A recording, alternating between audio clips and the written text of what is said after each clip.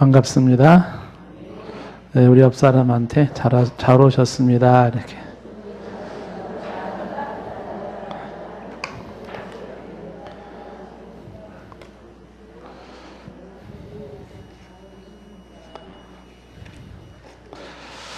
자, 요한계시록 18장 말씀을 우리 생각을 좀 합니다. 요한계시록 18장은 큰 성 바벨론, 큰 성 바벨론의 멸망에 대한 얘기입니다. 여기서 바벨론이라는 것은 세상, 우리가 살고 있는 세상, 좀 더 정확하게 말하면 세속이라고 표현하는 게 좋을 수도 있어요. 18장을 지난번에 우리가 좀 보다가 뒷부분은 못 봐서 좀 맞아보도록 하려고 합니다. 우리가 지금 세상을 살고 있는데, 우리가 살고 있는 세상이 멸망한다는 거예요. 멸망이 있다. 살고 있는 세상은 멸망한다. 이 내용을 하고 있습니다. 그러니까 요한계시록에서 이제 재앙에 대한 것이 인의 재앙, 나팔의 재앙, 대접의 재앙 이런 게 있는데, 그 재앙 7가지 중에 마지막 7번째 재앙은 항상 세상 바벨론의 멸망, 이거를 다른 말로 이제 아마겟돈 전쟁 이런 거로 표현을 하기도 하고, 그래서 모든 것이 끝나는 장면이 7번째 재앙이 해당돼요. 그래서 대접재앙도 16장 마지막 부분에 보면 16장 마지막이 7번째 대접을 엎을 때, 그때 나타나는 게 바벨론이 멸망되는 그 장면을 이야기하고 있어요. 16장 마지막에. 그리고 그 바벨론이라고 하는 멸망하는 마지막 그 바벨론이 뭐냐가 17장에서는 음녀로 묘사하고 있어요. 음녀. 17장에서는 음녀 바벨론의 멸망.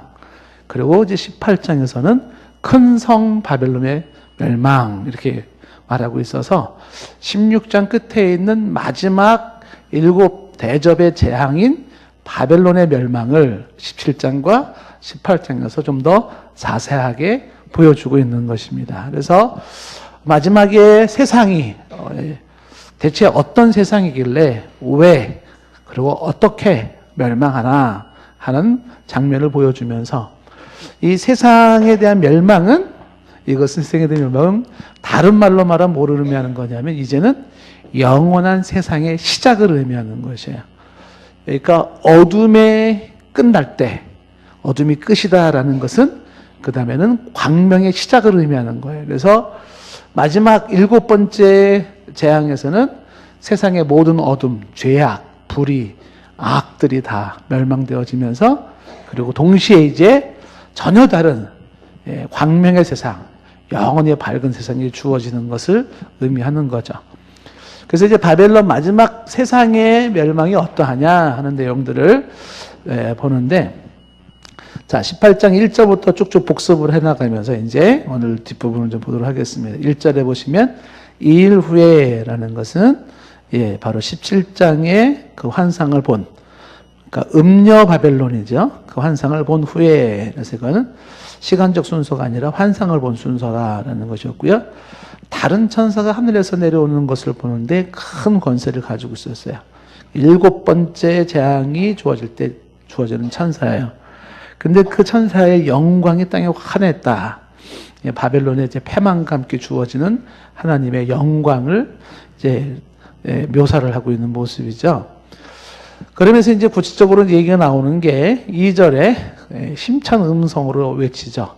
무너졌도다, 무너졌도다. 2번 반복하는 것은 확실한 무너짐을 말하는 것으로서 결국 무너질 수밖에 없다. 뭐가? 큰 성 바벨론이요. 큰 성 바벨론은 무너진다는 거죠. 좀 전에 얘기한 것처럼 17장에는 음녀 바벨론이라고 되어 있고요.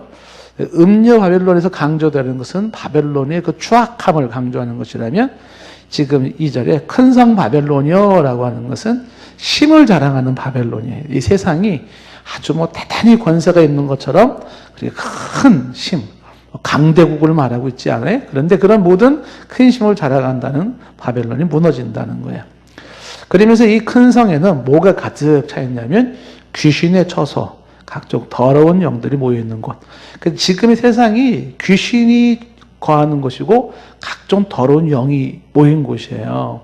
이게 세상의 모습이에요. 그래서 성경에는 공중의 권세 잡은 자, 공중, 세상 공중의 권세를 잡은 사탄이 권력과 돈과 향락과 쾌락으로 쫙 장악을 하고 있고 그 영향을 바로 이 세상에 살고 있는 저와 여러분들이 받고 있는 거예요. 공중의 권세 잡은 자의 그 영향권 안에서 귀신의 영향, 더러운 영의 영향을 받아요. 이게 성경적으로 우리가 보는 겁니다. 근데 우리의 삶의 현실을 이런 각도로 보통 사람들은 보지 않죠. 성경적 관점이 아닌 사람들은 왜 이 사회는 이렇게 모순이 많고 불의가 많고 타락이 많은가? 거기에 대해서 사람들이 이걸 영적으로 이해하지 않죠. 성경에 근거하지 않은 사람들은 이걸 영적으로 보지 않습니다. 달리 해석을 하려고 하는데 해결이 안 나는 거죠. 왜 인간은 이렇게 부패할 수밖에 없을까? 왜 이런 잔인함이 주어질까? 뭐 이런 것들. 근데 이제 우리가 성경적으로 볼 때는 배후에 지금 공주의 권세 잡은 자가 큰 성 바벨론을 다스리고 있는데 배후에 귀신의 처소, 각종 더러운 영이 모여있다. 그리고 각종 더럽고 가증한 새들이 모였다. 이렇게 모였다라는 이 말이 다른 말로 헬라어 단어를 다른 말로 말하면 감옥이라는 뜻도 있거든요. 그러니까 더러운 영들이 감옥처럼 갇혀 있다 이런 뜻이기도 합니다. 그래서 이제 그 일곱 대접 재앙에서 16장 19절에서도 보았지만 그 큰 성 바벨론을 하나님이 기억한다. 맹렬한 진노의 포도주를 마신다. 뭐 이런 얘기가 있었고 17장 음녀 얘기를 할 때도 17장 거기 4절에 보고 4절 끝에 보면은 음행의 더러운 것. 그리고 17장 5절 말씀에 보면은 비밀이라 큰 바벨론이라 하면서 땅에 음녀 들고 가증한 것들의 엄이라 이런 내용들이 있었어요. 그래서 지금 큰 성 바벨론이라고 하는 것은 심판의 음란한 포도주를 마시고 있고 그 다음에 음행이 있는 곳이고 거기에 가증한 것들이 있는 곳이다라는 것이에요. 근데 여기서 이제 우리가 지난 시간에 잠시 얘기했지만 지금 여기 이제 큰 성 바벨론이라고 얘기할 때 큰 성 바벨론, 이 바벨론, 큰 성 바벨론 얘기 구약 시대에 나타났던 바벨론 제국이 상징하는 바예요. 좀 이따 뭐 설명할 수 있는 기회가 있을지 모르겠는데 이 큰 성 바벨론이라는 것은 큰 성이고 큰 성, 그 다음에 크다, 그 다음에 음란하다, 음녀다 이런 얘기를 하잖아요. 더럽고 취한 바벨론을 이야기하는데 이 바벨론이 무너지면서 주어지는 이제는 광명한 새날이 주어지잖아요. 그게 이제 새 예루살렘으로 이제 묘사되고 있어요. 그러니까 바벨론하고 새 예루살렘이 대조적으로 이루어지고 있어서 세상 나라의 멸망은 곧 하나님 나라의 도래를 의미하는 거거든요. 그러니까 바벨론이라고 하는 이 세상 나라, 우리가 살고 있는 세상 나라, 이 세상 나라는 멸망하는데 결국은 이제 영원한 나라, 새 예루살렘이 주어지죠. 그게 하나님의 나라, 영원히 하나님의 나라가 존속하게 되는 것이죠. 그래서 지금 이것이 끝난다. 끝나게 되고 이제는 시간과 공간이라고 하는 개념이 없어지는 새로운 세계, 더 이상의 죄와 불의라는 게 존재하지 않고 눈물, 고통, 아픔이 존재하지 않는 전혀 질적으로 달라진 새로운 세계, 그 영원한 세계의 도래가 이제 주어지는데 그 분수령이 지금 계시록에서 말하고 있는 세상 나라의 멸망과 함께 주어지는 하나님 나라의 완벽한 하나님 나라의 도래예요. 바벨론의 멸망이고 예루살렘의 도래라고 하는 것을 이제 대조적으로 이제 말을 하는 거죠. 그래서 우리는 지금 이 바벨론 세상 나라에 살고 있어요. 그러면서도 부분적으로 하나님 나라를 경험하며 살고 있어요. 이중적인 구조를 가지고 있는데 이게 세상 나라가 다 끝날 그때가 주어진다라는 것입니다. 오늘 말씀의 3절에 보시면은 이제 이 바벨론 세상 나라의 멸망 원인이 나와 있어요. 도대체 뭐 때문에 이 세상 나라가 멸망하냐라고 할 때 거기 3절에 보면 음행의 진노의 포도주라고 되어 있잖아요. 그러니까 음행의 첫 번째 멸망 원인이 음행인데 음행. 근데 이 음행은 진노를 불러일으키는 포도주예요. 이 음행이라는 말이 그 헬라어 단어, 여기서 나온 게 포르노라는 단어가 나온 거죠. 헬라어 단어가 포로네이스라고 하는데 이제 그런 음란함이 그 진노를 불러일으키는데 여기서 말하는 음행은 영적 음란함을 말해요. 그래서 귀신을 섬기고 짐승을 숭배하는 하나님을 등지고 떠나간 영적 음란함이 첫 번째 멸망 원인이에요. 가장 궁극적으로 하나님 앞에서 더럽게 하나님을 무시하고 그 다음에 하나님을 기만하면서 귀신을 섬기고 우상을 숭배하는 것이 바로 세상 나라의 멸망의 첫 번째 원인이고요. 그래서 그 포도주로 말미암아 만국이 무너지잖아요. 만국이 무너지고 그다음에 땅의 왕들이 그와 더불어 음행한다라는 것은 세상의 모든 정치 권력자들이 그 세상 공중의 권세 잡은 자 가증하고 음란하고 더러운 것에 편승해요. 누가? 땅의 왕들이 이렇게. 그러니까 권력이 부패해져 가는 그런 모습이 이런 모습이 이제 하나의 그 멸망의 원인이면서 또 하나의 그 권력의 부패와 함께 주어지는 멸망 원인이 뭐냐면 3절 끝부분에 땅의 상인들도 그 사치의 세력으로 치부하였더라 하잖아요. 상인들. 그 상인들이라고 하는 것은 돈을 버는 사람들이에요. 근데 이 사람들이 그 돈을 가지고 뭐 하냐면 사치를 부려요. 근데 이 사치가 그냥 사치가 아니라 아주 호화로운 사치를 부리면서 이 상인들은 어떻게 됐냐면 치부하였다. 치부했다는 것은 부를 축적했다는 거예요. 부를 축적했는데 그 부의 축적이 뭐냐면 지금 우리가 많이 듣는 배금주의란 말이에요. 배금주의. 그러니까 황금 만능주의는 황금이면 다 돼. 돈이면 다 돼. 이런 거잖아요. 근데 배금주의는 그게 아니라 금을 숭배하는 거예요. 금을. 돈을 숭배하는 거예요. 돈이 하나님이 돼가지고서 오 돈이요 이렇게 섬기게 되는 거죠. 그게 바로 지금 상인들의 사치로 치부해지는 거예요. 그래서 영적으로 음란한 세상 나라가 하나님 앞에서 우상 숭배를 가득 온갖 더러운 우상 숭배를 가득 차 있어요. 그런 음란함과 함께 부패한 정권들이 권력들이 부정한 모습으로 권력을 누려요. 지금도 사람들이 권력을 갖기 위해서는 부정한 방법을 쓰지 않나요? 예. 부정한 모습으로 권력을 쟁취하고 그 다음에 부정한 모습으로 그 다음에 돈을 착취해서 부를 쌓아놓는 거예요. 그래서 권력만 잡으면 된다고 생각하고 돈만 있으면 된다고 생각하는 이런 게 다 세상 나라의 멸망의 원인이 되는 거죠. 그 하나님께서 다 지켜보고 있는 거죠. 사람들이 온통 어디에 관심을 두고 있고 뭘 추구해 나가냐 하면 우상 숭배, 어떻게 하면 이 우상을 숭배해, 이 육신을 즐겁게 할까, 쾌락을 즐길까, 어떻게 하면 권력을 소유해가지고서 뭔가 좀 심자랑 좀 해볼까, 나의 말 한마디면 모든 게 막 움직여지고 막 이런 권력에 대한 이 도취, 그리고 돈이면 다 된다고 하는 그 돈에 대한 숭배 사상에 돈을 쫓아가는 그 돈을.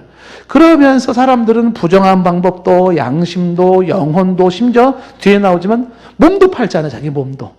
이런 부정한 거 자기 몸도 영혼도 다 팔아버리면서 하나님께 우상 숭배하는 게 이게 어떻게 되냐면 하늘에 닿아요. 하늘에 닿아. 그렇게 하늘에 닿았을 때에 그때가 이제 세상 나라의 멸망으로 하나님의 심판이 이제 주어지고 세상이 끝나게 되는 것이죠. 그래서 3절 말씀에서 얘기하는 것은 바로 그런 멸망의 원인을 얘기를 하고 있으면서 음행과 사치와 치부, 그 다음에 권력 왕들의 그런 음행을 이야기를 하면서 4절 말씀에 여기서 이제 성도들에게 주는 경고가 있잖아요. 뭐라고 경고를 했냐면 4절 중간에 보면 내 백성아 거기서 나와라. 거기가 어디예요? 이 세상, 이 세속에서 나와라. 나와라라는 것은 세상을 등지고 산속에 들어가 살아라 그런 뜻이 아니라 이 세상을, 이 바벨론 세상을 사랑하지 마라. 이 세상의 가치관에 이 세상의 물이 내게 들어오지 않도록 해라. 여러분들은 알게 모르게 세상적 가치관이 우리 속에 들어와요. 그래서 우리는 나도 모르는 사이에 여전히 세상 사람들처럼 똑같이 우상 숭배하기 쉽고 권력을 추구하기 쉽고 돈을 추구하기 쉬워요. 그게 이제 우리가 세상에 살면서 세상을 벗어나기 힘든 요인 중에 하나예요. 우리는 바다에 있으면서 바닷물이 들어오기가 쉬운 존재들이에요. 그런데 그 바닷물이라고 하는 세상이 뭐 어떤 거라고요? 멸망할 것이에요. 멸망할 것. 그래서 거기서 나와라라는 것은 거기에 빠지지 않도록 해라. 여기에 빠지지 않도록 해라. 그걸 강조하고 있는 것이잖아요. 그가 받을 재앙이 있다라고 하는 것이잖아요. 4절 끝에 그의 죄악에 참여하지 마라. 그 죄에 참여하지 마라. 그가 받을 재앙이 있다. 그래서 우리가 요한일서 2장 15절 말씀 봤죠? 세상에 있는 것들을 사랑하지 말아라. 세상을 사랑하면 아버지의 사랑이 그에게 없다라고 말하면서 세상에 있는 것들은 육신의 정욕, 안목의 정욕, 이생의 자랑 이런 일들을 했습니다. 그리고 고린도전서 5장 말씀을 통해서 뭘 보았어요? 이 세상의 것들을 사귀지도 말고 여기에 마음을 빼앗기지도 말고 이들과 함께 먹지도 말아라 라는 얘기를 하죠. 그러니까 여러분들이 오늘 이 저녁에 오셔서 스스로 다시 한번 내가 나에게 이렇게 다시 한번 다짐을 해야 돼요. 그리고 기도를 해야 돼요. 주여 내 마음이 세상에 기웃거리지 않게 하옵소서. 내 마음이 세상적인 것에 빼앗기지 않게 해주시옵소서. 두리번 세상적인 것을 탐하지 않도록 해주시옵소서. 그렇죠? 왜냐하면 자꾸 끌릴 수가 있어요. 자꾸만. 그런 것에 빠지면 안 된다라는 것이에요. 그래서 그런 식으로 세상에 빠져 있는 자들, 이렇게 음란하고, 그 다음에 부패한 권력을 추구하고, 부정한 수입의 돈을 추구하며, 이렇게 나가다가, 이게 어디까지 가요? 5절에 보면, 이 죄가 하늘에 사무쳤다. 사무쳤다는 게 뭐라 그랬어요? 서류를 쌓아놓은 것처럼 file up. 그러니까 이런 죄들이 한 층 쌓였어요. 사무쳤다라는 것은 죄가 마치 종이가, 책이 한 권, 두 권 쌓이듯이 이게 자꾸 쌓였는데 이 죄가 어디까지 쌓였냐 하면 하늘에까지, 하나님까지 쌓여졌다. 그래서 하나님이 그의 불의를 기억하신다라는 것이죠. 그러니까 죄가 하늘에까지, 하나님 앞에까지 막 도달했어요. 인간이 쌓은 바벨탑으로 막 하나님께 도전하는데 하나님 앞에서 과간인 거예요. 이렇게. 근데 5절에 이걸 하나님이 기억하셨다라는 것이, 하나님이 기억한다라는 것은 드디어 하나님이 손대신다는 거죠. 인간의 최대의 타락과 교만은 하나님과 비교해 보려고 하고 하나님께 도전하는 거거든요. 하나님과 비교해 보겠다. 타락한 천사의 모습 아니에요? 그렇죠? 하나님과 견주어 보겠다. 하나님까지 올라가 보겠다. 이런 식으로 해서 그래서 하나님이 기억하시면서 이제 6절에 이제 하나님의 심판이 주어진다는 거예요. 세상에는 하나님의 심판이 주어져요. 심판 중에 가장 무서운 심판, 그래서 심판 중에 가장 결정적인 심판은 하나님의 심판입니다. 일반 세상의 재판, 심판 정도가 아니에요. 하나님의 심판이 주어지는데 6절에 보면 하나님의 심판이 행위대로 갑절을 갚아주는 심판이에요. 그가 섞은 자네도 갑절로, 갑절이라고 하는 것은 아주 보응이 심하다라는 뜻이고 완벽한 복수를 하는 거예요. 이 갑절로 심판하는 것은 모세의 율법에도 나와 있는 거기도 하지만은 갑절로 갚아준다는 거잖아요. 그러니까 하나님 앞에서 심판을 아주 강하고 엄하게 심판한다라는 것을 말씀해 주면서 그런 죄악들이 이런 죄악들이 세상날의 죄악들이 하늘나라에 쌓아질 때에 그 하나님의 심판은 어떤 심판이에요? 공의의 심판이잖아요. 공의의 심판. 하나님의 의로우심을 드러내는 심판이잖아요. 공의의 심판을 갑절로 강하고 완벽하게 심판을 한다. 7절 말씀에 그가 얼마나 자기를 영화롭게 하였으며 그렇죠. 그러니까 세상에 속한 자들은 자기를 영화롭게 해요. 하나님을 영화롭게 하는 게 아니라 육신을 영화롭게, 자기의 명예를 영화롭게, 자기를 영화롭게 하잖아요. 로마서 1장 21절 말씀처럼. 그리고 사치하잖아요. 그래서 7절에 하나님이 갚아주는데 그만큼 고통과 애통으로 갚아주리라 그랬어요. 그만큼 네가 세상을 즐긴 것만큼, 내가 세상에 빠진 것만큼, 내가 세상에서 누렸던 그 향락의 그 갑절로 갚아준다. 그 세상에 취했던 사람들 있죠. 세상에 취한 사람들. 많이 취한 사람들은 아주 크게 고통하게 되는 거예요. 여기에 많이 빠진 사람들, 빠진 것만큼 갚아준다. 이렇게 하나님이 그대로 행위로 갚아주는데, 그죠? 그만큼의 고통과 애통으로 갚아주리라. 7절 중간에 그가 마음에 이르기를, 세상에 속한 자들의 마음에 이르기를 뭐라고 말해? 나는 여왕이라.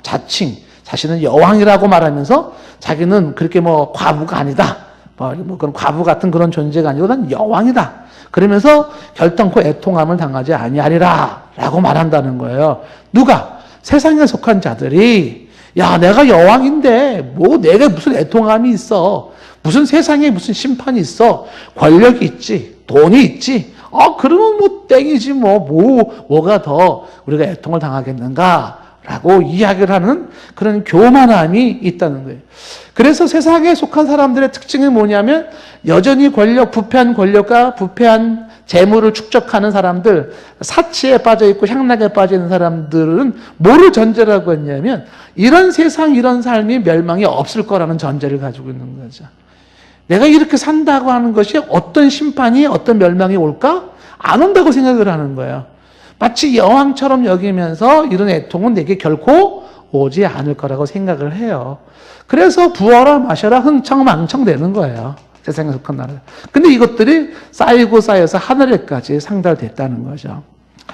자, 결코 애통함을 당하지 않겠다라고 이야기를 하지만 이어지는 오늘 18장 8절 말씀에 그러나 하루 동안에 이 재앙들이 이르게 됩니다. 순식간에 재앙이 이르죠. 곧 사망과 애통함과 흉년이라 하죠. 그가 또한 불에 살라지죠. 그를 심판하는 주 하나님은 강하신 자이심이라 하죠. 한순간에 그들에게 찾아오는 사망과 애통과 흉년과 불, 심판하신 강하신 하나님의 모습이 나타난다. 지금 이 얘기 지금 어디서 하는 얘기예요? 성경에서. 하나님이 성경을 통해서 우리에게 주시는 말씀이에요. 저와 여러분들은 누구의 음성을 들어야 될까요? 자, 성경을 통하여 하나님의 음성을 들으셔야 돼요. 성경에서 하나님께서 이렇게 말씀하시는 거예요. 하루 동안에 그 재앙들이 이르게 되고 사망과 애통과 흉년이 주어지고 또한 불이 살라지고 심판하신 주 하나님 그분은 강하다라고 말해요. 그러면서 이제 9절 말씀부터 애통하는 자들이 주어져요. 이 멸망과 함께 애통하는데 첫 번째 가장 크게 애통하는 자가 누구예요? 첫 번째가 이제 왕들이 세상에 권력을 자랑하는 자들이 제일 크게 애통을 하게 되어 있습니다. 9절에 보면 그가 함께 음행하고 사치하던 땅의 왕들, 음행하고 사치하던 땅의 왕들. 그 땅의 왕들은 뭐예요? 세상의 권력들이잖아요, 권력. 이 권력은 부패한 권력입니다. 정당한 모습으로. 하나님은 인간에게 권세를 주시고 권력을 주셔서 이 땅에 죄악을 막고 질서를 세우고 의로운 자를 보호하고 불의한 자를 벌하시라고 하나님은 권력을 주세요. 왕을 세우고 그다음에 뭐 이런 공권력을 주시고 하죠. 그런 걸 뭐 하냐면 그 하나님의 뜻을 이루라고 준 거죠. 하나님의 뜻이 뭐예요? 예, 좀 전에 말한 것처럼 질서를 세우고 불의를 퇴치하고 의로운 자를 보호하고 이렇게 해서 권력을 쓰라고 준 거예요. 칼을 준 거죠. 그런데 이 권력을 가지고 불의한 방법으로 권력을 추구한 자들은 이 권력을 어디에 써요? 우상을 숭배하고 향락에 즐기고 뭔가 못된 짓에 다 쓰는 거죠. 하나님의 뜻을 이루는 권력이 아니라 하나님을 대적하는 데 권력을 쓴다는 거예요. 이 사람들이 이게 멸망하는 순간에 하루아침에 멸망하는 순간에 제일 먼저 이제 애통을 하게 되는 거예요. 뭐라고 어떻게 이제 애통을 하냐 하면 9절에 보시면 그 땅의 왕들이 그가 불타는 연기를 보면서 울기 시작하죠. 그리고 가슴을 치기 시작하죠. 여기 마태복음 25장 31절 달란트 비유에서 나와 있는 거잖아요. 슬피 울며 이를 갈미라. 누가 슬피 울며 이를 갈아요? 야, 나는 여왕이야. 나는 결코 망하지 않아. 누가 망한다 그래. 아이고, 권력이 최고, 돈이 최고야. 향락을 즐겨. 했던 사람들. 결코 망하지 않겠다는 사람들이 하루아침에 찾아오는 하나님의 무서운 심판 앞에 고통과 애통이 더블로 주어지는 그 순간 앞에서 사람들은 어떻게 한다? 예, 고통하기 시작해요. 애통하기 시작하는데 그 모습이 지금 가슴을 치고 우는 모습으로 나타나는 거예요. 제일 먼저 나타나요. 그러면서 10절에 이 왕들이 뭐라고 말을 해요? 그의 고통이 너무 무서워요. 그래서 말리 써서 외치잖아요. 화다, 화가 있도다, 화가 있도다. 큰 성 견고한 성 바벨론이요. 한순간에 내 심판이 이르렀도다. 이게 지금 화 있도다라는 게 뭐야? 저주로다. 가슴을 치면서 막 그냥 통곡하는데 화로다 말하면서 뭐라고 말해? 큰 성 견고한 성 바벨론이요. 아, 이 바벨론은 크다고 생각했어요. Great 위대하다고 생각했어요. 이 성은 견고하다고 생각했어요. 세상 나라는 망하지 않을 거라고 생각했어요. 그런데 이렇게 망할 수가 있단 말이냐. 그게 그렇게 큰 것을 자랑하고 그렇게 위대해 보이고 그렇게 멸망하지 않을 것 같은 타이타닉 같은 그런 배가, 세상 배가 어찌 이래도 무너질 수 있단 말인가. 그러면서 가슴을 치며 이를 갈며 통곡하면서 망하였다 망하였다 소리를 지르는데 한순간에 심판이 이르렀다. 10절에 그렇게 얘기를 하고 있는 것이죠. 그러면서 이제 왕들이 이렇게 애통하면서 두 번째, 이 세상 나라에서 멸망과 함께 또 애통하는 두 번째 부류가 누구냐면 상인들이에요, 상인들. 이 상인들은 세상의 재물이잖아요. 세상의 재물. 세상의 재물, 세상의 돈을 자랑하는 사람들이 이제 두 번째로 애통하는 거예요. 예. 어떻게 애통합니까? 11절 말씀에 보면은 땅의 상인들이 그를 위하여 울고 애통하죠. 애통하는 것은 다시 그들의 상품을 사는 자가 없다. 상품을 사는 자가 없다는 게 뭐예요? 더 이상의 이제 매매가 필요가 없어요. 더 이상의 이제 뭐 물건을 사고 팔고 하는 다시 말하면 돈 벌 일이 없어요. 그래서 12절에 보면 이 상품들, 이 사람들이 뭐로 돈 벌었어요? 돈 번 게 뭐예요? 12절에 보면 상품들이 나오잖아요. 금, 은, 보석, 진주, 이게 다 귀금속류잖아요. 세마포, 자주, 옷감, 비단, 붉은 옷, 의류, 사치품들.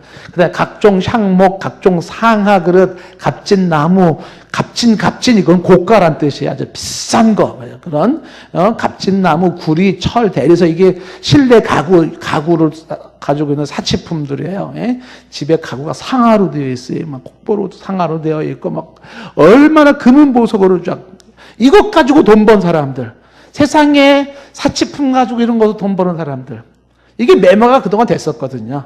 근데 이제 멸망과 함께 그게 안 되는 건데 이걸로 돈 벌었던 사람들. 그 다음에 13절 말씀에 계피, 향료, 유향이라는 건 향료 사치품들. 포도주와 감람류와 고운 밀가루라는 건 식료품들. 소와 양과 말과 수레종들이라는 가축과 운송수단들. 그 다음에 이 사람들은 그 돈을 사람의 영혼들까지. 그러니까 돈으로 영혼도 몸도 사고 팔고 했었어요. 그만큼 돈이 우상이었었어요. 돈이 얼마나 숭배인지 돈을 위해서 내 영혼도 팔고 내 몸도 팔았다. 그렇게 돈 벌었던 사람들이 세상에 멸망할 그때 이제 애통이 주어지는 거예요. 너무너무 억울한 거예요. 집에 쌓아놨던 거. 마치 그 소돔과 고모라산이 멸망했을 때 쌓아놓은 재물이 아까워서 뒤돌아보는 롯의 아내처럼, 그렇죠? 뒤돌아보는 미련이 남는 거죠. 그래서 이 사람들이 이제 14절 말씀에 보면은 이제 이 사람들에게 이렇게 말해요. 바벨론아, 세상아, 그러죠. 내 영혼이 탐하던 과일이 네게 떠났다. 그렇게 탐냈던 과일들, 상징적인 거죠. 그렇게 탐나고, 그렇게 갖고 싶고, 그렇게 입고 싶고, 먹고 싶고, 누리고 싶었던 것이 떠나갔어요. 맛있는 것들, 그 맛있다고 생각하는 막 고가들 말이죠. 막 그런 것들도 다 없어져요. 네? 빛난 것들, 고급 옷들이잖아요. 고급스러운 옷들. 뭐 옷에 막 금은 보석을 추렁추렁하게 달았어요. 막. 이게 다 없어졌으니, 없어졌어요. 사람들이 결코 이것들을 다시 보지 못하리라. 다 성경은 이런 것들을 뭐라고 얘기하냐면 일시적인 것들, 영원하지 않은 것이 일시적인 것들, 불타 없어질 것들, 썩어질 것들. 성경은 이렇게 얘기하고 있는 거예요. 그 사람들이 그토록 즐거워하고 좋아하는 것들은 영원하지 않는 것들이고 불타고 썩어지고 없어지고 하는 것들인데 그게 마치 천년만년 내 인생을 행복하게 보정할 것처럼 그렇게 이제 거기에 빠졌었다는 것이. 근데 이게 다 떠나갔다. 보이지 않게 된다는 거예요. 그래서 이제 15절에 바벨론으로 말미암아 이 세상으로 말미암아 치부했던 이 상품들, 그렇게 돈을 벌었던 상품들이 그 상인들이 그의 고통을 무서워하면서 멀리 서서 울고 또 애통하는 거예요. 왕들처럼 이들도 고통을 하기 시작해요. 그래서 멀리 서서 울고 애통하는데 가슴을 치면서 이를 갈면서 뿌드득 이를 갈면서 이제 그렇게 우는 거예요. 그리고 뭐라고 말해 이 사람들도 16절에 화있도다 큰 성이요 세마포 옷과 자주 옷과 붉은 옷을 입고 금과 보석과 진주로 꾸민 것인데 다 무슨 의미가 있어요? 그런 금은 보석에 옷이 무슨 의미가 있고 그런 화려함이 뭐가 있어요? 다 재앙이고 화가 임하는 상태에서 부질없어요 그런 것들이. 그러면서 이제 그렇게 서서 애통을 한다라고 하는 것입니다. 상인들도 애통하면서 세 번째 애통하는 사람이 하나 또 생겼어요. 그게 뭐라고 되어 있냐면 17절 말씀에 선원들이라고 되어 있어요. 선원들. 이 선원들은 대체 누구인가? 누구인데 선원들이 갑자기 여기에 애통하는 부류들승에 들어가는가? 이 선원들이라는 건 다른 말로 말하면 유통업자. 유통업자라고 말할 수도 있고, 지금 말하면 어떤 산업체라고도 할 수 있어요. 산업체 혹은 사업체라고 할 수가 있는데, 이거는 여기 1, 2에 대한 연속상상으로 이해할 수도 있어요. 그러니까 이 왕들과 상인들 사이에 중간 역할을 하는 사람들이 선원들인데, 중간 역할을 하는 사람들, 이 사람들은 누구냐면, 사치와 화려함과 향락의 중간 역할로 하면서 재미 보던 사람들. 돈 벌고, 그리고 아주 한 권세 누리고. 그러니까 이런 사람들의 그 역할을 했던 이 유통업자들이 선원들인데, 이 사람들도 이제 애통을 해요. 애가를 부르죠. 17절 말씀에 그러한 부, 이건 앞에 나와 있는 상인들의 부였잖아요. 그런 부가 한 시간에 망하면서 그 다음에 뭐가 났어요? 모든 선장, 각 처를 다니는 선객들, 선원들, 바다 일하는 자들이라고 되어 있습니다. 그러니까 이 선원들과 선객들과 일하는 자들은 뭐예요? 여기 각 처를 다닌다라는 건 여기저기를 다니는 거죠. 여기저기 다니는 게 왜 여기저기 다니는 거냐 하면 죄악의 다리를 놔주는 거예요. 어디서 마약이 필요해? 그럼 제가 갖다 줄게요. 이렇게 되는 거죠. 어디서 향락이 뭐가 필요해? 제가 갖다 줄게요. 여기저기를 다니해. 이 일에 종사하는 사람들이죠. 그냥 건실한 사업체가 아니에요. 이런 사람들. 근데 이런 사람들이 이게 자꾸만 늘어나요. 이런 유통업자들. 예를 들면 지금 막 그런 음란 사이트 막 엄청나게 돈 벌잖아요. 그런 비디오 장사 같은 거 이런 거 하면 왜 그러냐면 그만큼 사는 사람들이 있는 거예요. 그러니까 이런 게 얼마나 일어납니까? 그러면서 타락이 그걸 이루지 않습니까? 그런 사람들. 이런 사람들의 멸망과 함께 이제 애통을 하게 되는 것인데, 18절 말씀에 그가 불타는 연기를 보잖아요. 그걸 외치면서 이 큰 성과 같은 성이 어디 있느냐라고 얘기하잖아요. 도대체 이 세상이, 이런 세상이 또 어디 있어요? 이런 세상은 큰 성과 같아서 강하고 튼튼할 것 같은데, 앞에서 말했던 얘기가 똑같아요. 아니, 그런데 이게 무너진단 말이야? 아니, 이 세상이 멸망한다고? 이게 가능한 거야? 세상이 끝난다고? 이게 어떻게 가능해? 이렇게 생각을 하는 것입니다. 그러면서 이 상인들은 19절 말씀에 티끌을 자기 머리에 쓰잖아요. 에스겔서 27장에 나와 있는 이 두로의 멸망의 앞에서 이제 하는 모습들. 티끌을 자기 머리에 뒤집어 쓴다는 건 극심한 슬픔을 말하는 거죠. 아주 그 깊은 슬픔에 빠져서 머리에 뿌리고 울면서 이들도 애통을 하죠. 그리고 또 이들도 외칩니다. 뭐라고 외쳐요? 화이또다, 화이또다, 이 큰 성이여. 이렇게. 바다에서 배에 뿌리는 모든 자들이 너희의 보배로운 상품으로 치부하였더니 그랬어요. 그 사람들이 이 중간업체들을 통하여서 치부했습니다. 배에 뿌리는 이 사람들 때문에, 죄악의 중간 역할자들 때문에 사람들이 그런 부에 빠지고 향락에 빠지고 그렇게 했단 말이죠. 근데 한 시간에 망하였도다 그런 거죠. 바벨론의 환락, 세상의 환락, 바벨론의 사치, 세상의 사치, 이거를 위하여 고가품들을 운송하면서 온갖 비싼 것들을 다 중간 역할을 하면서 그러면서 재미를 보았고 이득을 얻으면서 자기 하나를 얻어냈던 사람들, 이런 사람들이 결국은 그렇게 망하게 되면서 이 사람도 울면서 그렇게 고통하면서 소리를 친다는 거예요. 화이또다, 화이또다, 큰 성 바벨론이야. 그렇죠. 자, 이렇게 애가를 부를 때 모두가 다 애가를 부르는 거 아니에요. 이때의 이런 슬픔의 세상의 멸망의 현장 속에서 즐거워하는 자가 있죠. 누가 즐거워할까요? 20절 말씀에 하늘과 성도들과 사도들과 선지자들아 그랬어요. 여기 하늘, 성도, 선도들, 선지자들은 누굴까요? 그 사람들은 땅에 속한 자들이 아니라 어디예요? 하늘에 속한 자들이죠. 그 여기 있는 이 사람들은 땅에 속한 자들이고 이제 새 예루살렘 하나님 나라에 속한 자들이 있어요. 이 사람들은 바로 하늘에 속한 자들이죠. 하늘과 성도들과 사도들과 선지자들이에요. 그러니까 하늘에 속한 자들 있죠? 하늘에 속한 자. 성령의 인침을 받은 자, 어린 양의 세마포 옷을 입은 자죠. 신옷을 입은 자. 이런 자들, 그쵸. 이긴 자들 있잖아요. 이런 자들은 지금 이들과 대조를 이루는 거죠. 이들과.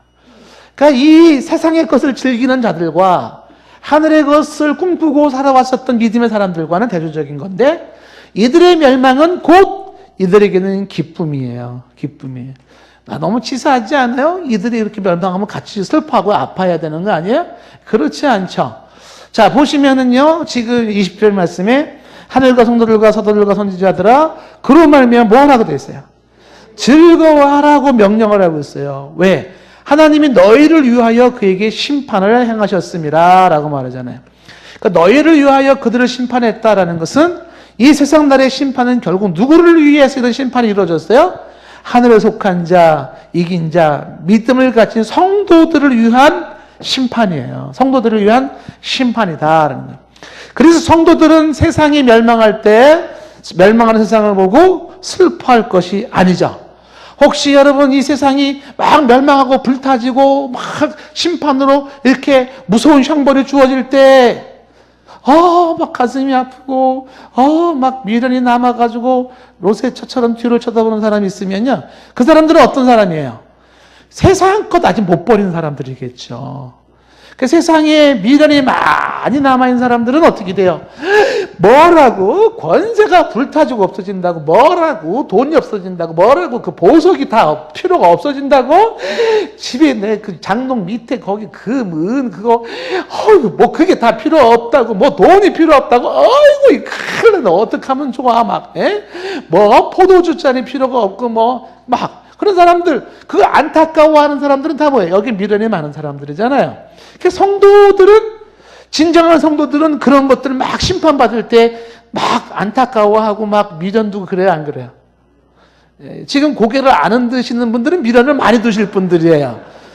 고개를 지금 막 흔드시는 분들은 어서 오시옵소서 그날이요, 이런 사람들이에요. 그러니까 즐거워하라는 거예요. 이걸 즐거워해라. 기뻐하지 말아라. 이렇게 얘기를 하는 거죠. 왜 이것이 즐거워해야 되느냐는 것은 이 제약된 세상에 대한 이 심판, 이 멸망 심판이라고 하는 거 있잖아요. 이것은 아까 얘기했죠. 뭐의 시작이라 그랬어요? 새 예루살렘 하나님 나라의 시작인 것이에요.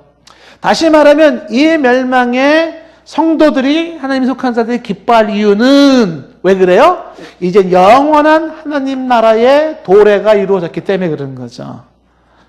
주여, 이 험한 세상에서 유혹과 싸워 이기며 핍박과 싸워 이기며 믿음을 지키기 위해 얼마나 힘들었는지 몰라요. 근데 이제 더 이상의 이런 고통과 아픔과 슬픔, 눈물이 없이 내 주 하나님을 예배하며 찬송하며 영원히 주와 함께 들을 수 있는 그 나라가 시작됐사오니 기쁨이고 감사거리는 것이죠. 무슨 미련이 있겠냐는 거예요. 미련이 없습니다. 감사하는 거예요.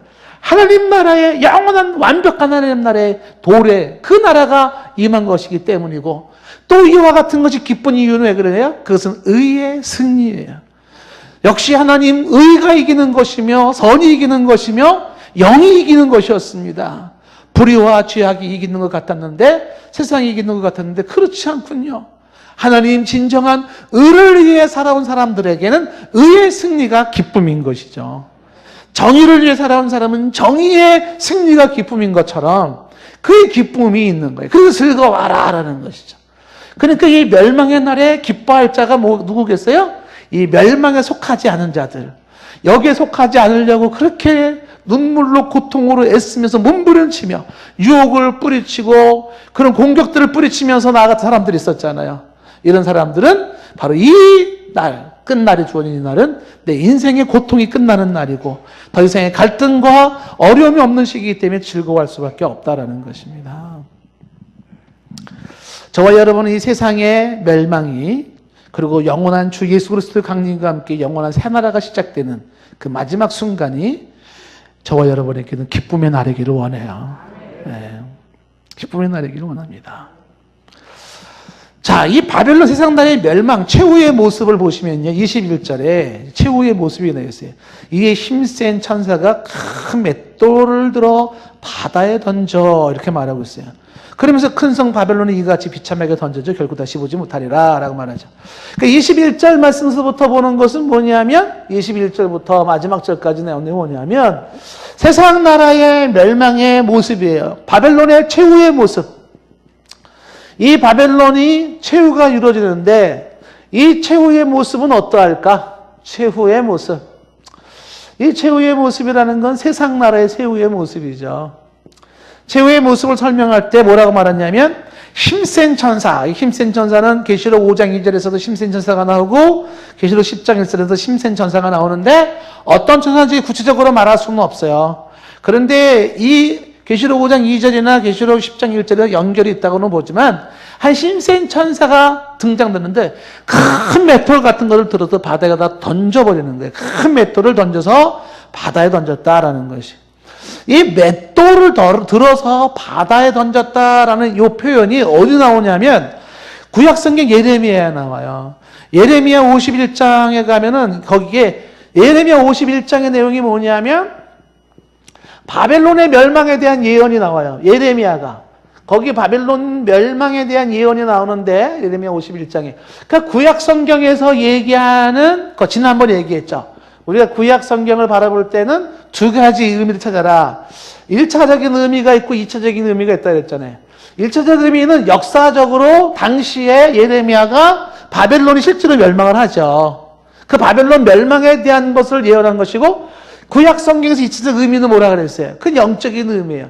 오실 예수 그리스도를 통해서 이루어지는 것으로서 구약에서의 바벨론의 멸망은 곧 예수 그리스도를 통하여 상징적으로 말하고 있는 세상 나라 바벨론의 멸망도 동시에 얘기하고 있는 거예요. 예레미야가 세상 나라가 바벨론으로서 멸망한다라는 걸 말을 하고 있는데 그 바벨론의 멸망에 대한 얘기를 쭉 하다가 63절 말씀에 보면 이런 얘기를 해요. 멸망에 대한 얘기를 쭉 얘기하다가 이 책 읽기를 다음에 책을 돌에 메어 유프라테 강에 던져라 이런 말이 나와요. 그러니까 이제 이 멸망에 대한 책을 쭉 기록한 이후에 이 책을 이제는 어떻게 해요? 돌로 묶으라는 거예요. 여러분 강물에다 뭘 집어넣을 때 돌을 묶어가지고 던지면 떠올라요? 안 떠올라요? 안 떠오르는 거죠. 그래서 영원히 수장시켜버린다라는 것이에요. 그래서 이게 뭐냐면 예레미야가 시키는 대로 이제 그 멸망에 대한 걸 쭉 써놓고서 어떻게 하겠어요? 그 돌멩이를 묶어가지고 강으로 집어 던진다고. 제가 여러분 예전에 성경에서 설명했지만 구약에는 선지자들이 예언할 때 무슨 예언을 하냐면 행위 예언을 한다 그래서 행위 예언. 말로만 예언하는 게 아니라 행동으로 보여주는 거예요. 이와 선지자가 막 포승처럼 막 자기를 묶어 이렇게. 그건 뭐냐면 우리가 이렇게 묶여질 것이다라는 거를 상징으로 보여주는 거죠. 그런 것처럼 구약의 많은 선지자들이 앞으로 되어질 일들에 대한 것을 상징적으로 그 행위로 나타내 보여주는데 그 지금 책을 유프라테 강에다가 돌을 묶어 던지는 것도 뭐예요? 그 이제 물속에 잠겨서 다시 떠오르지 않는 영원한 심판의 모습을 이제 보여주는 거죠. 그래서 이어지는 64절에 예레미야 64절에 뭐라고 나왔냐면 말하기를 바벨론이 나의 재난 때문에 이같이 몰락하여서 다시 일어서지 못하리라. 이게 다시라는 말은 이게 결코예요, 결코.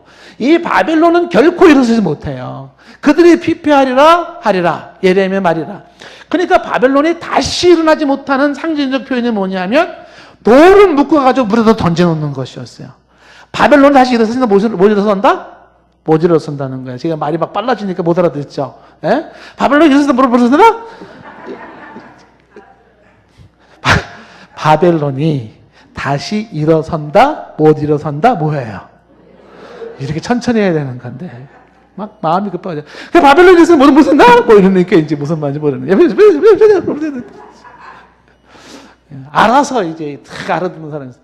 근데 이 바벨론이 그렇게 돌에 묶여진 것이 바다에 던져진 것처럼 못 일어나는 것처럼 바벨론이 끝나는데 이게 구약에서 예레미야의 예언이 신약에서의 바벨론으로서 영원한 세상 나라의 심판은 다시 일어난다, 못 일어난다? 주 예수 그리스도의 마지막 심판 이후에는 못 일어난다는 거예요. 그래서 다시 이제 계시록 보시면은요. 계시록 18장 21절 말씀에 보면은 이 힘센 천사가 큰 맷돌 같은 것을 돌을 묶어서 바다에 던져요. 그러면서 큰 성 바벨론이 이같이 비참하게 던져져. 그리고 나온 말이 뭐냐면 결코 다시예요. 결코 다시. 이 결코 다시라는 말이 이제 21절부터 마지막 24절까지 6번 나와요. 결코 다시, 결코 다시, 결코 다시 이게 계속 나오거든요. 이게 계속 나오는 게 왜 나오는 거냐면 하나님의 심판이 너무나도 분명하여서 더 이상의 회복이 불가능한 거예요. 마지막 세상 나라의 심판은 다시 회복이 불가능한 완벽한 심판으로서 결코 다시 마치 돌을 묶어 바다에 던져진 것처럼 그리 된다라고 하는 것입니다. 결코 다시. 자, 그래서 지금 22절에 보시면 어떻게 되어 있냐면 이 세상 나라의 멸망에서 검은 고 타는 자와 풍류하는 자와 퉁소 부는 자와 나팔 부는 자들의 소리가 결코 다시 내 안에서 들리지 않냐고 그랬죠. 그러니까 멸망의 모습에서 최후의 모습에서 보여주는 것이 음악이 끝나요. 음악의 중단인데 그동안 이 음악이 어떻게 써졌어요? 예? 요한 세바스바가 말한 것처럼 음악은 하나님을 찬양하고 하나님을 영화롭게 하는 거다. 하나님이 그런 목적을 줬지만은 세상 나라에서 음악이 그렇게 써졌을까요? 아니에요. 이 음악은 지금 말하고 있는 세상 나라에서 음악은요, 검은 고 타는가, 하프를 탄다, 뭐 풍류, 그 음악가들을 말하잖아요. 퉁소, 뭐 플룻을 불고 있고, 트럼펫을 불고 있고 하는 그런 소리가, 그런 악기 소리가 그게서 중단이 됐다라고 하는 것이. 이거는 세상에서 즐기는 향락의 소리 있었잖아요. 세상에서 즐기는 활락의 소리 있었잖아요. 그 소리가 끝나요. 더 이상의 사람들이 너세 젊은 너세 이런 노래가 안 나오는 거예요. 음악에 취해가지고 죄악 속에 사용되어졌던 음악들이 있잖아요. 그 더럽고 추하게 사용되었던 그 음악 소리가 끝나. 어디에? 멸망달의 세상 속에는 더 이상의 풍악 소리가 없어져 버리는 거죠. 더 이상의 노래할 이유가 없어지는 거예요. 세상 노래. 세상에서 더 이상의 막 음악에 취하고 악기를 치고 기타를 치고 드럼을 치고 그런 게 없어져 버리는 거예요. 필요 없어. 왜? 뭐만 남아요? 가슴을 치고 이를 갈면서 화로다 이거밖에 없어요. 그게 마지막 장면의 모습이에요. 그러면서 두 번째 이제 음악 소리가 중단돼. 그 다음에 뭐라고 되어 있어요? 그 다음에 어떤 세공업자든지 결코 다시 내 안에서 보이지 않는다. 세공업자들이 다시 결코 보이지 않아요. 세공업자가 뭐예요? 이 사람들은 금과 은과 보석과 각종 여러 가지 가지고 그거를 제조업으로 만들어서 금고리 만들고 귀고리 만들고 목걸이 만들고 했었던 사람들. 그게 아까 얘기했던 선원들이 유통했었던 거 있잖아요. 이 사람들은 이런 거 가지고 뭐를 했어요? 돈벌이를 했잖아요. 그러니까 이 바벨론의 사치품을 만들고 바벨론의 향락품을 만들면서 그렇게 돈을 벌었던 세공업자들, 그 세공업자들이라는 것은 세상에서의 사업체 혹은 산업체를 말하는 거죠. 이 산업체, 사업체들은 중단돼 버려요. 더 이상의 공장이 가동될 이유가 없어요. 더 세상에 움직여지는 게 없어요. 결코 다시 존재하지 않게 된다는 것이죠. 그러면서 또 세공업체뿐만 아니라 뭐가 없어지냐면 맷돌 소리가 결코 다시 내 안에 들리지 않는다는 거예요. 맷돌 소리가 없어진다. 맷돌 소리가 중단된다라는 이 맷돌이 뭐냐면 음식을 만들거나 무엇인가 일상생활에 꼭 필요한 것들이에요. 그런 것들이 다 중단되어진다는 거예요. 이 맷돌이 상징하는 거죠. 일상에 필요한 모든 것들이 다 중단되어져 버린다라고 하는 것입니다. 여기서 끝나지 않죠. 그리고 이제 뭐가 어떻게 됩니까? 23절에 보니까 등불빛이 또 결코 다시 내내 비치지 않는다. 그 등불이 없어져요. 등불. 빛이 없어져요. 빛이 중단된다라고 하는 것은 세상 나라의 빛이 중단된다는 것은 여러 가지 의미가 있죠. 밤늦게까지 이 사람들은 돈 벌기 위해서 불을 밝혀 했었어요. 그렇죠? 근데 이제 빛이 사라진다는 건 더 이상 돈 벌기 위해서 밤새도록 일할 일이 없어진 것이고, 또 하나 이 빛이 상실되는 건 뭐예요? 이 세상 말에 주어지는 건 이제는 어둠밖에 없는 거야. 어둠의 세상이 돼요. 극한 어둠 속에 머물게 된다라는 거예요. 빛이 없는 암흑의 세상을 말하는 거죠. 이 암흑의 세상 속에서 사람들은 이제 막 어디가 길이냐, 얼마나 답답하겠어요. 그리고 뭐가 또 없어지냐면 신랑 신부의 음성이 결코 다시 또 내 안에 들리지 않는다. 신랑 신부가 없어진다. 신랑과 신부가 중단된다. 이게 뭘 예견하겠습니까? 신랑 신부가 더 이상의 그들의 뇌 속에서 들리지 아니한다라는 것은 더 이상의 가정이 존재하지 않아요. 가정이 파괴되어지고 자손들이 더 이상 대를 이을 수밖에 없어요. 그래서 가정이 파괴되어지고 그 다음에 자손들이 이어지지 못하는 이 신랑 신부는 사실 인류가 결혼식만큼 즐거운 게 없어요. 인류는 모든 결혼식을 즐거워하잖아요. 그러니 더 이상의 즐거워할 이유도 없고 이 신랑 신부가 의미하는 건 가정에 대한 것을 의미하기도 하지만 신랑 신부는 인생의 즐거움이고 그 다음에 인생에 볼 수 있는 아름다움이면서 이것은 또 다른 세상에 대한 소망이에요. 희망. 그러니까 신랑 신부가 있다는 것은 다음 세대가 계속 이어진다라고 하는 희망의 연속을 보여주는 건데 이게 다 중단돼 버리는 거예요. 다 없어져 버렸어요. 희망도 없어요. 어둠에 처하게 되는 것이 그것이 마지막 세상의 모습이에요.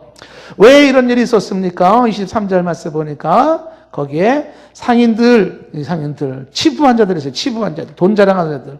상인들은 땅의 왕족이라고 일컬어졌어요. 땅의 왕족이라는 것은 땅을 지배하는 지배자로 일컬어졌어요. 오만과 교만이 그 길 다녔던 거죠. 돈만 있으면 된다고 생각하는 사람들. 그 다음에 복술로 말미암아 만국이 미혹됐다. 복술이 뭐예요? 우상 숭배를 일컬었던 자들이 미혹을 시켰어요.